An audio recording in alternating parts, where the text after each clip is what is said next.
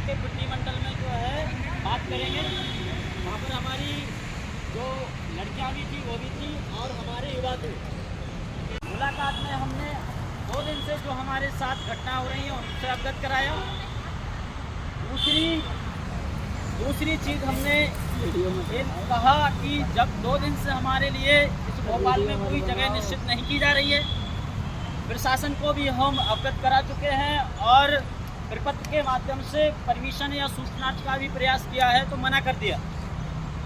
दूसरा, हमारा जो सेवा विस्तार के संबंध में हमारा प्रश्न था जनसेवा मित्रों का कि वो उनका सेवा का विस्तार हो रहा है या नहीं, स्थायी हो रहे हैं या नहीं, ये चीज़ें भी हमने उनके सामने रखी। दूसरा कि मामा जी अब इस पर आप हमारे प्रश्न सुने उस पर क्या आपकी प्रतिक्रिया है। तो उन्होंने हम सबकी बात सुनकर जो बातें बताई हैं वो मैं आपके सामने रख रहा हूँ। सबसे पहले उन्होंने यही कहा कि बेटा मेरी कुछ सीमाएं हैं, उन सीमाओं में रहते हुए मैं काम करूँगा, पहला पॉइंट। दूसरा पॉइंट कि मैं जितने जनसेवा मित्र पार्क के अंदर हैं मैं उनसे प्रत्यक्ष रूप से नहीं मिल सकता, क्योंकि अभी मीडिया इस बात को उठाकर ऊपर तक भेज देगी कि माननीय मामा जी सरकार के विरुद्ध आंदोलन करवा रहे हैं या धरना करवा रहे हैं, तो मैं वहां जाकर नहीं मिलूंगा।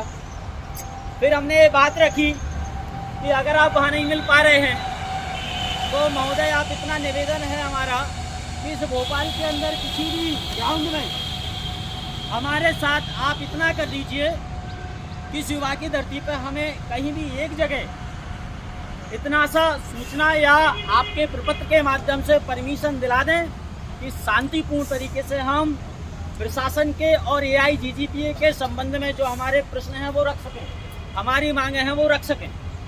तो उन्होंने फिर कहा कि ठीक है, मैं मुख्यमंत्री महोदय से बात करके आपको बताता हूँ 5 मिनट में।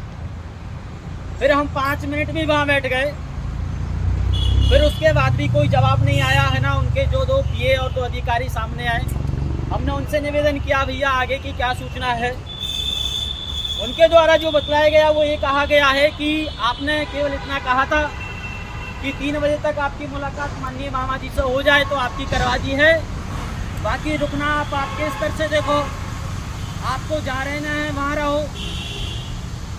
और अंतिम समय में हमें यही वहाँ से जो हम एक चाह रहे थे कि मामा का हमको साथ मिलेगा, मामा ने ही हमको जनसेवा मित्र के रूप में उनकी सरकार के कार्यकाल में रखा था।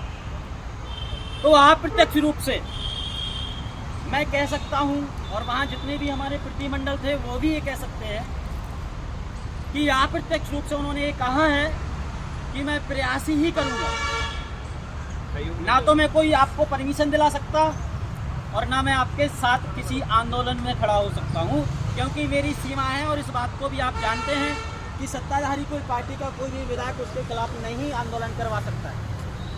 ये निर्णय वहाँ से हुए हैं। बाकी यहाँ जितने भी जनप्रतिनिधि हैं हमारे जिले के और कुछ लोग वहाँ भी हैं। नमस्कार दोस्तों, मैं आपका मित्र अमरीश जायसवाल।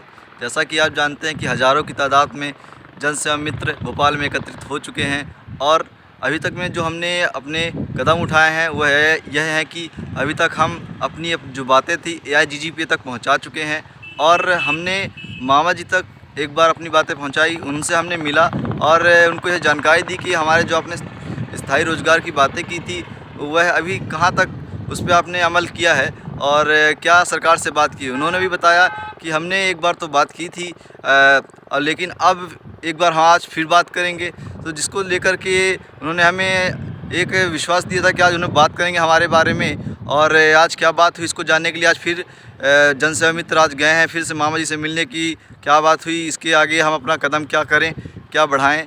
और उन्होंने देखिए मुलाकात हो जाए तो फिर क्या बातें होती हैं आपको आगे बताया जाएगा।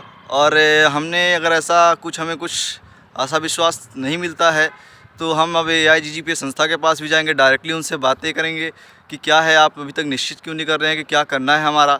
और आदरणीय वर्तमान के मुख्यमंत्री जी मोहन यादव जी से भी हमारी चर्चाएं होंगी कि अब हमारी बातों को हम अपनी मांगों को वहाँ पास रखेंगे और क्या होगा हमारा, इसके बारे में हमारे स्थायी रोजगार का क्या उन्होंने निश्चित किया है। जैसे कि उन्होंने वादा भी किया है कि हम रोज़गार स्थापित करेंगे हर साल, तो उसकी कड़ी में हमें भी जोड़ें और हमें भी रोज़गार दिलाएं। तो हम आशा करते हैं कि जैसे दोगुनी रफ्तार से जनसेवा मित्र हमसे जुड़ते जा रहे हैं वैसे ही जुड़ते जाएंगे और जो भी हमारी परेशानियां हैं उनको हम समाधान मिलकर करेंगे। कोई भी जनसेवा मित्र अकेले नहीं है, सभी एक साथ जुड़कर कार्य कर रहे हैं। और सभी पत्रकार बंधुओं का भी धन्यवाद कि उन्होंने हमारी बातों को इस तरह रखा और ऐसे ही रखते जाएंगे। आशा और विश्वास है आप लोग इसी तरह हमसे जुड़ते जाइए और हमारे इस चैनल को भी सब्सक्राइब कीजिए, क्योंकि जिससे हमारी बातों को आप तक पहुँचे। तो इन वीडियोस को शेयर कीजिए करिए। धन्यवाद सभी मुख्यमंत्री जनसेवा मित्रों को। हमारा 9300 से ज़्यादा का परिवार है और हमें आशा नहीं विश्वास है कि हम एक साथ मिलकर जुड़ेंगे और इसी तरह जीतेंगे। जय हिंद, जय भारत दोस्तों, जय जनसेवा मित्र।